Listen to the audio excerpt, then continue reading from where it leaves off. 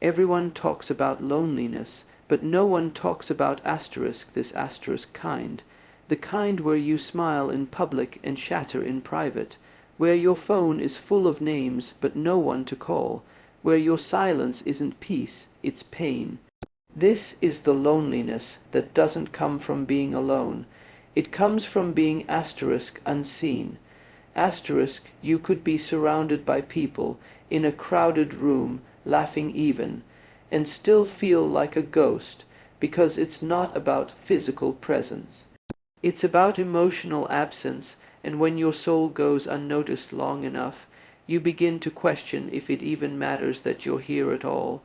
Loneliness like this doesn't scream, it whispers, it looks like strength on the outside, and complete collapse on the inside. And the world rarely notices, because society doesn't reward vulnerability.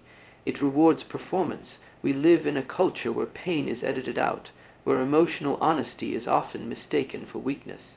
From childhood, we're taught to be strong, man up, get over it, so we become experts in emotional suppression, experts at hiding behind productivity, fake smiles, and endless scrolling. But here's the truth, silence doesn't mean someone is okay. In fact, the quietest people are often the ones carrying the heaviest burdens, not because they have nothing to say, but because they've learned that no one truly listens. There's a haunting beauty in that kind of solitude. It teaches you things that happiness never could, but it also costs you something. Psychologists call it chronic emotional isolation, and it's more dangerous than most people realize. Research shows it's as damaging to the body as smoking 15 cigarettes a day. It affects the immune system, increases the risk of depression, heart disease, even early death. Loneliness literally rewires the brain to expect rejection, to assume disconnection, to see danger in intimacy. It becomes a self-fulfilling prophecy, but this isn't new. Thousands of years ago, the Stoic philosopher Seneca wrote about what he called the internal exile, a state of being disconnected not from the world, but from meaning, from self, from others. He warned that no man is more lost than the one who cannot even confide in himself. Even in modern times, look around. You'll see people addicted to distractions not because they're lazy, but because they're running from the unbearable weight of feeling unseen. People staying busy just to avoid the echo of their own thoughts. Social media amplifies it. You post, you wait, you watch the likes, and for a moment you feel connected. But it's hollow, because what we crave isn't visibility. It's intimacy, not comments, but connection, not followers, but someone who truly asks, "Are you okay?" and waits for the real answer. The real tragedy isn't that people are lonely. It's that they think it's just them. That somehow everyone else has figured it out while they're quietly unraveling. But let me tell you something deeply human, deeply universal. Almost everyone you know is crying in silence about something. Everyone has their private wars, their hidden wounds, their quiet prayers. That stranger on the bus, that coworker who always smiles, even the ones who seem invincible, they bleed too. They just hide it better, and maybe, so do you, maybe you've mastered the art of disappearing in plain sight, of being the one others rely on, while secretly wishing someone would check on you.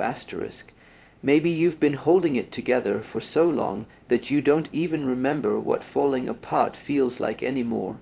But there is something sacred about admitting it, about letting yourself be seen, even just a little, because vulnerability isn't weakness, it's rebellion.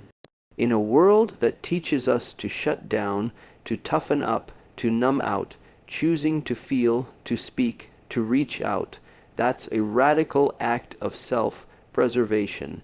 And healing, strange as it sounds, doesn't always start with feeling better.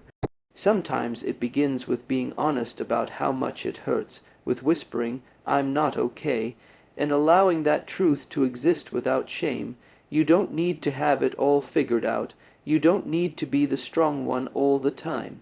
Sometimes strength looks like falling apart asterisk on purpose asterisk, so you can rebuild, not as who you were told to be, but as who you asterisk really are asterisk. And yes, it's terrifying, but it's also freeing, because once you stop pretending, you make space for real connection.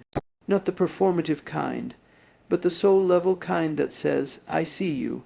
I've been there. You're not alone. You're not alone. And if no one has told you lately, your pain is valid. Your presence matters. Your story, even in its darkest moments, is still worth telling. So if this spoke to you, don't just scroll away. Sit with it, let it sink in, and if you're ready, share your story in the comments. You'd be surprised how many people need to hear it. If you found meaning in this message, give it a like. It helps this reach someone else who might be silently suffering. Subscribe for more reflections like this, and above all, keep feeling, keep questioning, keep asterisk being real. Asterisk because in your rawness there's power, and in your silence there's still a voice waiting to be heard.